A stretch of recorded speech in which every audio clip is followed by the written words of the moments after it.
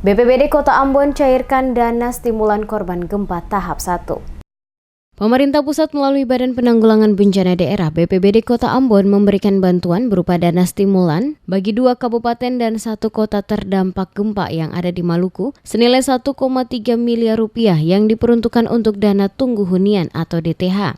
Kepala BPBD Kota Ambon Demi Pais saat ditemui di ruang kerjanya pada Selasa pagi oleh tim Demes Media Group mengatakan pemberian bantuan 2 dan 1 kota masing-masing Kabupaten Seram bagian Barat, Kabupaten Maluku Tengah dan Kota Ambon. Dikatakannya dana stimulan yang diberikan dalam bentuk DTH yang hanya diberikan kepada korban gempa yang rumah mereka mengalami kerusakan berat. Sedangkan untuk dana pembersihan puing-puing rumah diberikan kepada seluruh rumah yang rusak. Untuk tahap awal bantuan dana tunggu hunian dari pemerintah pusat telah ditransfer ke BPBD Kota Ambon dan siap disalurkan kepada masyarakat melalui rekening pribadi. Untuk semua korban bencana baik yang rumahnya mengalami rusak berat, sedang dan ringan, masing-masing kepala keluarga dalam 5 hari diberikan Rp500.000 dan pemberiannya diberikan secara kontinu selama 6 bulan. Disinggung soal data penerima DTH, Demi Pais menuturkan bahwa semuanya telah rampung sehingga pihaknya melakukan koordinasi dengan Bank BNI untuk membuka rekening pribadi bagi setiap masyarakat penerima bantuan. Dana itu sudah transfer ke rekening BPD Kota Ambon, ya sudah ada.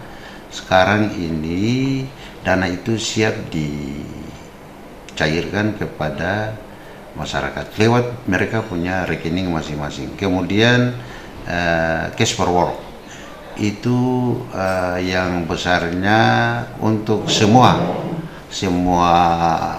korban bencana, jadi rumah rusak berat, sedang, ringan, itu uang pembersihan itu masing-masing kakak itu